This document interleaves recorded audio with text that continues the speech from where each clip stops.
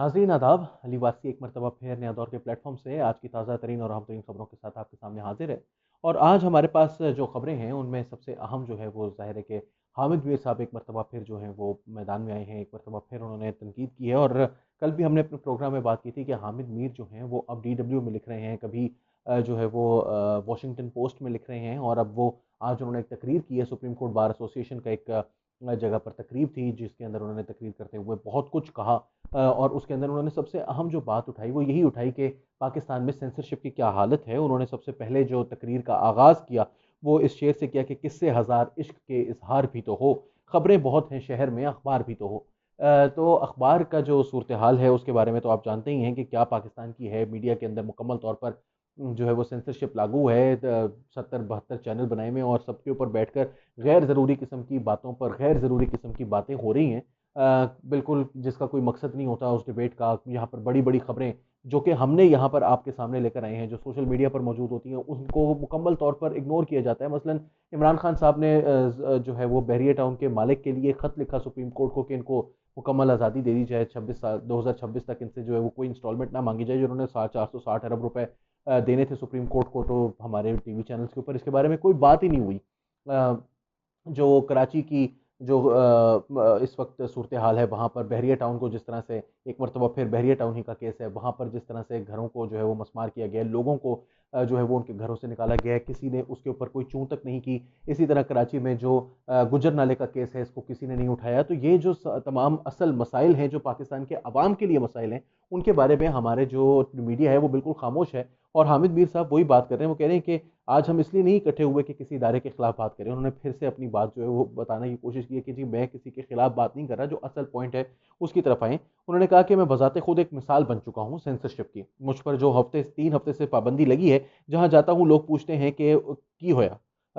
लोगों को कहता हूँ असदतूर पर हमला हुआ, वहां तकरीर की, लोग कहते हैं तकरीर प्रेस क्लब के बाहर की, तो चैनल ने आप पर पाबंदी क्यों लगा दी। ये लाकानूनियत है कि आपने किसी तहरीरी अदालत की हुक्म के बगैर पाबंदी लगा दी। हामिद मीर सेंसरशिप की चलती फिरती मिसाल बन चुका है। उन्होंने कहा कि परवेज मुशर्रफ के दौर में मुझ पर टीवी में पाबंदी लगी, तब मैं अखबार में लिखता था। इमरान खान के दौर में मुझ पर टीवी के साथ अखबार में लिखने पर भी पाबंदी है। मेरी जिस तकरीर पर मुझ पर पाबंदी लगी तो साथियों ने कहा कि आपका लहजा बहुत तल्ख था। ज़ियाउल हक के कोड़े खाने वाले नासिर जैदी ने जब कहा कि लहजे की तलखी पर माफ़ी मांग लो, तो मैंने मांग ली। मगर मुझे कोई शौक नहीं है कि आप मुझे चंद माह बाद जियो पर बहाल कर दें और दोबारा वही सब कुछ करना शुरू कर दें। हामिद मीर ने कहा कि मैंने इन 15 दिनों में बहुत कुछ सीखा है। मैं सालों की पाबंदी बर्दाश्त करने को भी तैयार हूँ। जद्दोजहद का कोई फ़ायदा होना चाहिए। हम कायदे आज़म के तरीके पर रहकर कानून की बालादस्ती कायम कर सकते हैं। तो ये उनकी जो स्टेटमेंट है वो, आपको पता है कि हामिद मीर साहब जो हैं वो माजी में उनकी भी इस किस्म की बहुत सी चीज़ें हैं। मसलन उन्होंने उसामा बिन लादेन का इंटरव्यू किया था।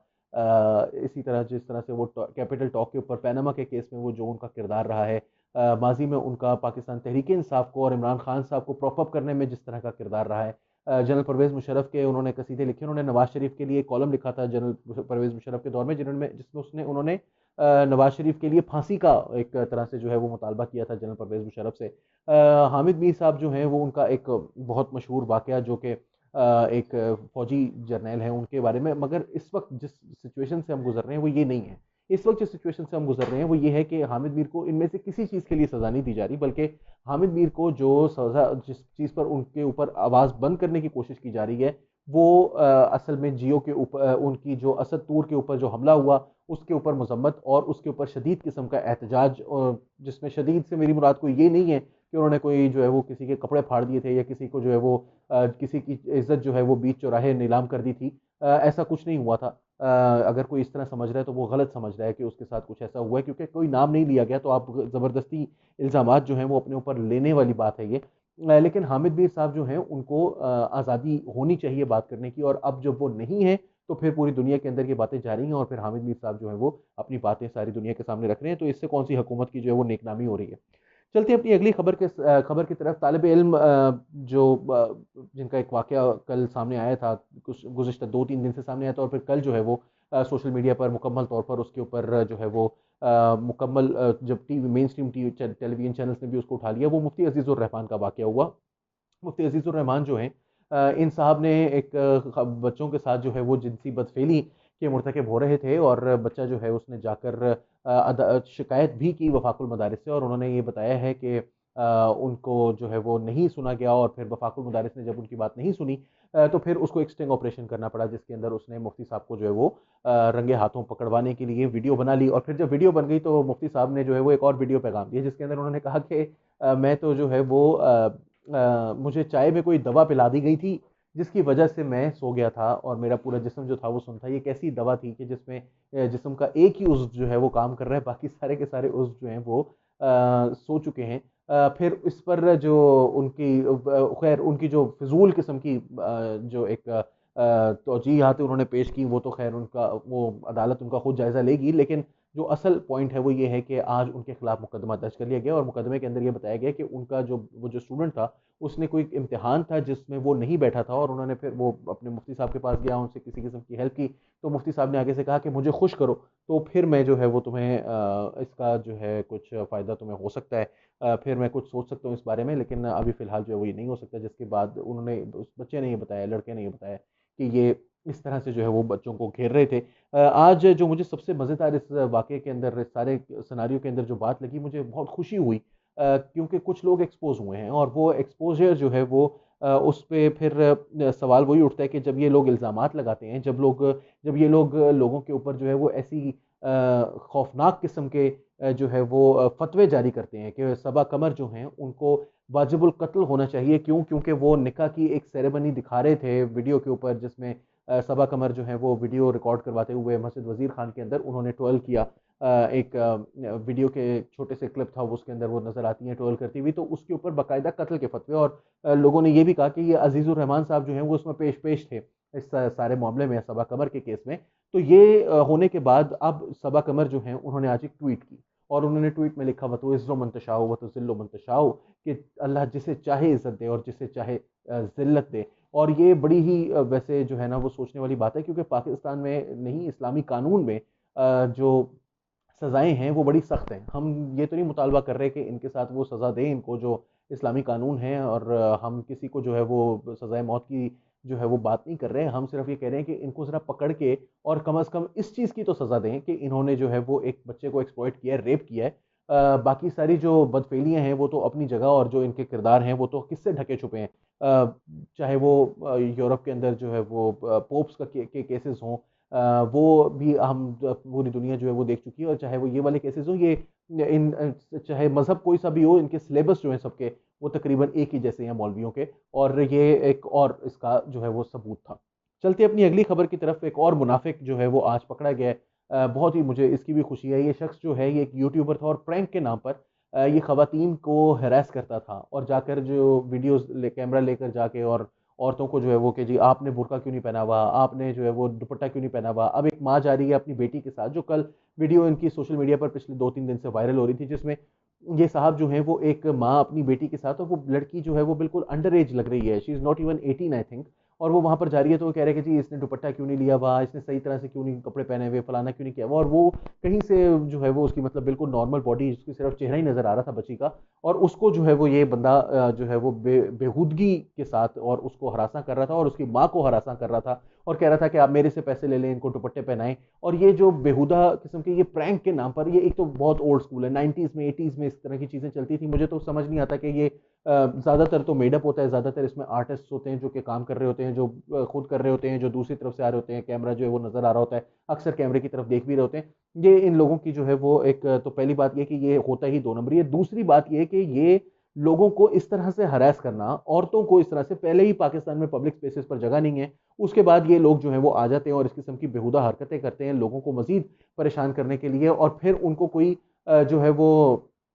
टीवी पर आ जाता है, तो फिर या सोशल मीडिया पर आ गया, जब उसको पकड़ा गया, पुलिस ने आज पकड़ लिया, तो उसने कहा जी मैं तो यूट्यूब पर अपने फॉलोअर्स बढ़ाने की कोशिश कर रहा था। फॉलोअर्स तो भाई हम भी बढ़ाने की कोशिशें करते हैं, हम मेहनत करते हैं, नहीं आते ना आए, लेकिन हम इस घटिया हरकतों पर तो नहीं उतर रहे। बहुत सारे मौके पर ऐसा होता है कि हम जो है वो फ्रस्ट्रेट भी होते हैं इन चीज़ों से कि भाई हम भी इस किस्म की जो है वो घटिया हरकतें करते होते तो शायद, लेकिन कोई असूल, कोई ज़ाब्ता, कोई अखलाक तो इंसान का होना चाहिए कि ये हर चीज़ जो है वो कोई भी करना शुरू कर दे और फिर उसके बाद आकर ये कह दे मैं तो यूट्यूब के फॉलोअर्स बढ़ा रहा था। मैं समझता हूँ कि पुलिस ने इनको पकड़ा है, इनको पकड़ के जो है वो थोड़े दिन मतलब जो छितर छितर फेरे होंगे वो तो हमारे पंजाब पुलिस का कल्चर है।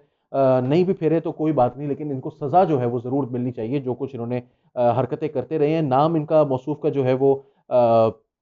मैं इस वक्त नहीं लेना चाहता, लेकिन बहरहाल ये बंदा जो है वो गिरफ्तार हो चुका है और मुझे अच्छी बात ये लगी है कि पंजाब पुलिस ने सोशल मीडिया पर देखकर इसको इस दफ़ा विजिलेंस दिखाई है। सोशल मीडिया को देखकर तो बहरहाल अब हमारे इदारे जो हैं वो विजिलेंस दिखाने लग गए हैं। ये तो एक अच्छी सोशल मीडिया की जो एक अच्छी चीज़ हुई है वो ये तो ज़रूर है कि हमारे इदारे जो हैं वो चाहे अपनी नेकनामी के लिए ही सही, कुछ दिखावे के लिए ही सही, लेकिन नुमाइश के लिए ही सही, मगर कुछ करते हुए नजर आ रहे हैं। फाइनली जी, ओवरसीज़ पाकिस्तानीज़ को राइट्स वोटिंग मिलकर रहेंगे। इमरान खान साहब ने जो है वो एक मरतबा फिर कहा है, मैंने आपको बताया था कल भी कि इलेक्शन कमीशन ऑफ पाकिस्तान ने अपनी जो हुकूमती जो फैसले थे और उसमें से कुछ कोई 21 के करीब लेजिस्लेशन थी जो कि पास की गई थी 29 तारीख को, मई की बजट सेशन शुरू होने से फ़ौरन पहले, और उसके अंदर इन्होंने जो बात की वो ये की कि एक उसमें से लेजिस्लेशन ओवरसीज़ पाकिस्तानी के हवाले से भी थी, ई वोटिंग के हवाले से भी थी। तो इमरान खान साहब ने जो है वो आज कहा कि ई वोटिंग भी होकर रहेगी और ये जो ओवरसीज़ पाकिस्तानीज़ हैं इनको राइट्स भी ज़रूर मिलेंगे। तो वो बात तय है कि पाकिस्तान के अंदर अब पिछली दफ़ा जैसे 2018 में जिस तरह से 2 नंबरी करके जो है वो धांधली अगर की गई थी, या 13 में या 8 में या 2002 में, अब वो जो तरीके हैं वो इतने ज़्यादा भोंडे तरीके से वो करना जो है वो अब शायद मुश्किल हो गया, और अब इस दफ़ा जो है वो ये तरीक़ेकार जो है वो इस्तेमाल नहीं किया जाएगा, बल्कि मुख्तलिफ तरीक़ों से अब धांधली के जो है वो सोचा गया है, जिसमें से एक तरीका शायद ये भी हो सकता है कि हमारे जो ऐसे ममालिक हैं जो कि पाकिस्तान की पॉलिटिक्स में इंटरफेयर कर सकते हैं और हमारी इस्टेब्लिशमेंट उनके ऊपर कुछ जो है वो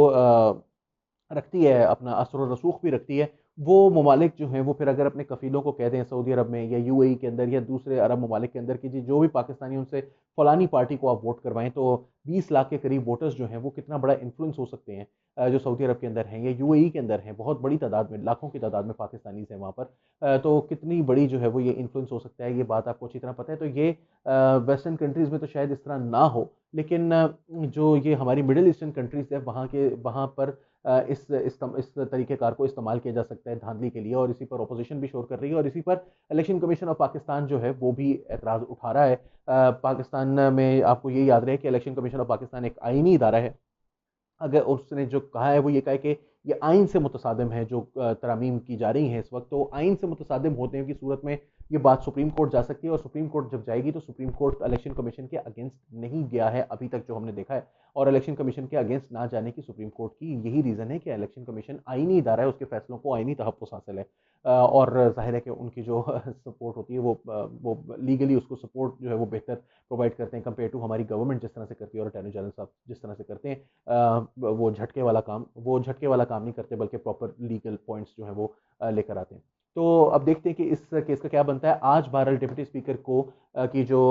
वो थी, एक नो कॉन्फिडेंस मोशन मूव की गई थी कौमी असम्बली के अंदर, उसको विड्रॉ करने का फैसला किया है ऑपोजिशन ने, और उसके बदले में उन्होंने ये कहा है कि ये जो 21 तरमीम यहाँ पर भेजी गई थी वो सारी की सारी रिव्यू करेगी हुकूमत और रिकन्सिडर उनको किया जाएगा। तो इसके बदले में हुकूमत को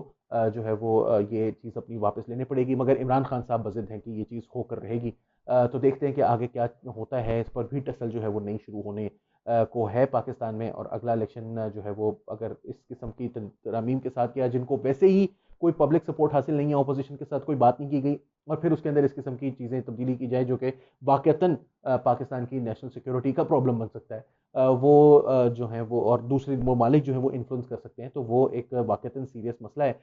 किस तरह से इसको डील करेगी इलेक्शन कमीशन, ये देखने वाले आने वाले दिनों में पता चलेगा। अली वारसी को नया दौर के प्लेटफॉर्म से इजाज़त दीजिए। आदाब।